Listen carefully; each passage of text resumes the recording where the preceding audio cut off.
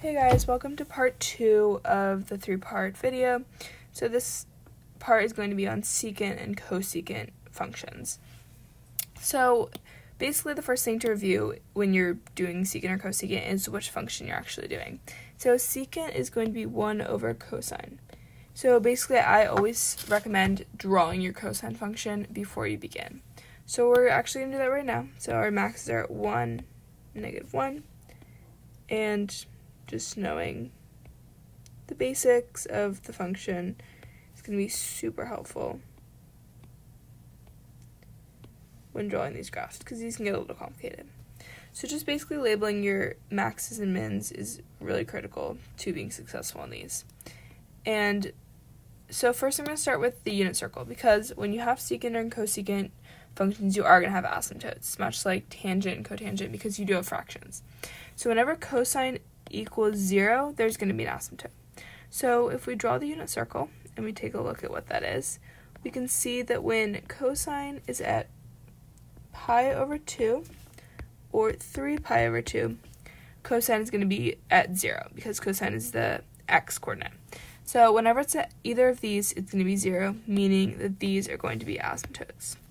So asymptotes at pi over 2 and 3 pi over 2. So I'm actually going to label that now. So I'm going to label them with purple. And we know that we cannot graph anything there. And then they're also going to be asymptotes naturally, because if we're going the opposite way, right, it's going to be at negative pi over 2 or, negative 3 pi over 2 or negative pi over 2. Either way, it doesn't matter. So now we actually need to worry about graphing. So obviously we can see that the graph is not going to be able to just go any which way, and it's most likely going to go up here and down here.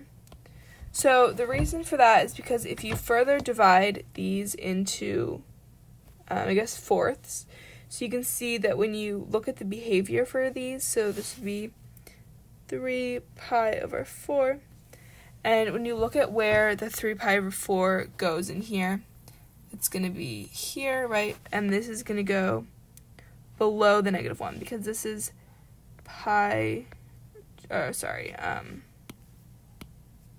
this is going to be, negative root 2 over 2.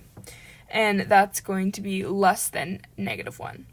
So we're going to see that the end behavior for that is down. And then we look at this, we can see this is 5 pi over 4. Sorry, this 3 pi over 4 goes up here, but it's still negative, so it's still okay there. So you can see that's here, and this is also going to be negative root 2 over 2. And then the 5 pi over 4 is going to be here, and this is also negative root 2 over 2, which are both less than 1, which means that they're both going to go down end behavior. And we can see that in the same pattern for the other ones, but I think it's easier just to say when it's at the min, it goes further min, and when it's at the max, it goes further max. So this is at the max, it's going to go further max, right, and these are at the min. So basically, if you look at your blue, this is going to be your cosecant function. So just the blue line. So if we get rid of all the red lines, if we imagine those are all gone, then we can just see that the blue lines are what are going to be part of your function. So we have key points at we have key points at negative pi, -1, pi, -1, 0, 0, 1, and then 2 pi, 1, and -2 pi, 1. Okay, now moving on to our cosecant function. So this is going to be 1 over sine.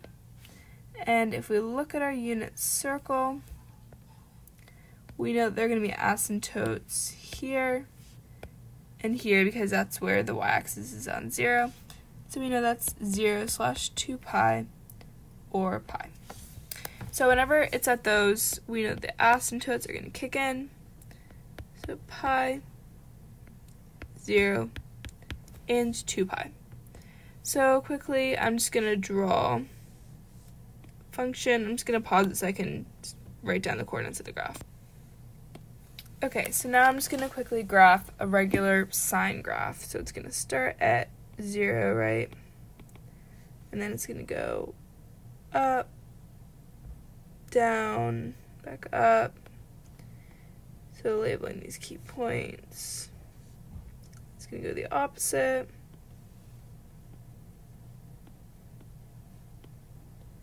Right, so we can see, oh, don't know what happened there.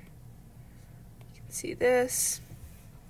Okay, so now we need to label our asymptotes. So we have asymptotes at pi, 2 pi, 0, negative pi, and negative 2 pi. And now noting our end behavior, we know that whenever it's at the mins, it's going to go down. And whenever it's the maxes, it's going to go up.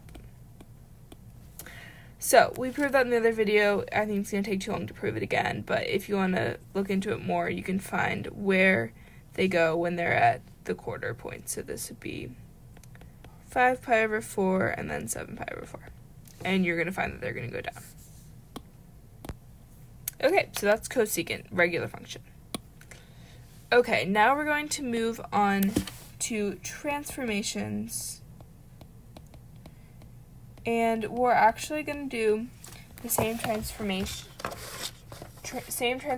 that we did in the last video with cosine and sine, but we're going to do those with secant and cosecant. So I'm actually literally just going to copy down my graph from the last video, and we know the amplitudes and everything that's already written down. So we can just move right into the other functions, which is pretty easy, and we can look at the asymptotes for that. Okay, so I drew out the coordinates and all that stuff for this. So we're just going to quickly graph it together. So we see that our thing starts there, and then we can see it's going to go down, back up, right? See where it's hitting, kind of.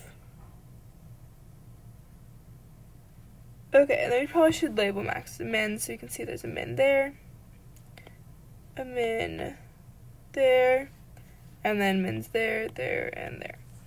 Okay, so now looking at our asymptotes, what I usually like to do is I like to find asymptotes when we know there aren't going to be any maxes or mins. So we can see there are asymptotes here, because there's no maxes or mins there. So that's going to be, I'm just going to write asymptotes. So that's going to be at negative 7 pi over 4. And then there's going to be another one at negative 5 pi over 4. And then there's going to be another one at negative 3 pi over 4. And then there's going to be our final asymptote at pi over 4. Okay, so now that we have that, we can just look at end behaviors. So obviously this is a min, but it's going to go down. This is a max, it's going to go up. This is a min, it's going to go down. This max is going to go up, going to go up. So there are lots of mathematical reasons for this. As I've talked about, you can find endpoints, which easy to do. Just look at the quarter points. But this is probably the easiest way just to do it, as long as you are comfortable with graphing cosine and sine functions. And then if you just look at the points here, you know that these work. So if you have different colors, that's an easy way to do it, obviously, because you can see which ones are actually certain secant or cosecant versus sine and cosine. But yeah, so if they ask you to label your asymptotes, this is how I would do it. I would look at where there are no maxes or mins, obviously these points here, which do correspond to real points in cosine and sine graphs, but obviously not here.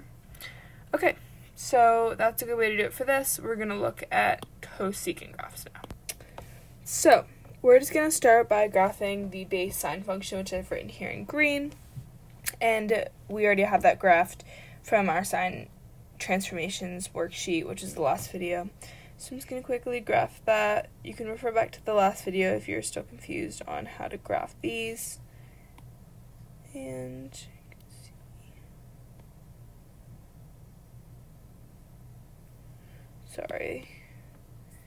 down,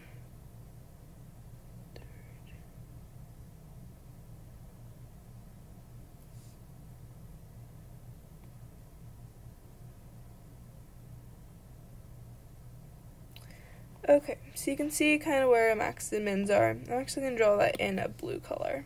So you can see that there's one at 0, 1, 1/3, -3,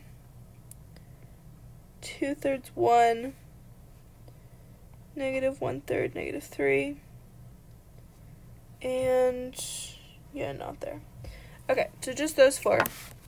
So then we're going to note there are going to be asymptotes everywhere else. So if it's not a max or min, it's going to be an asymptote. So right here, right there, right there, and right there. So we're just going to label those really quickly. So we have them at -1/2, we have them at -1/6, we have them at 1/6, we have them at 1/2, and we have them at 5/6.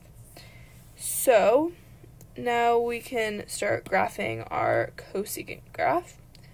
So obviously it's going to extend up at our points here. And it's talked about end behavior. Yeah, so there you have it. So these are actually pretty easy if you can graph the original graphs, which is pretty nice because that's not that bad. So once you actually get to these, it's not awful.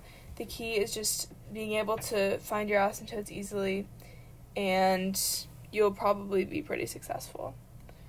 So yeah, good luck, and watch the next video.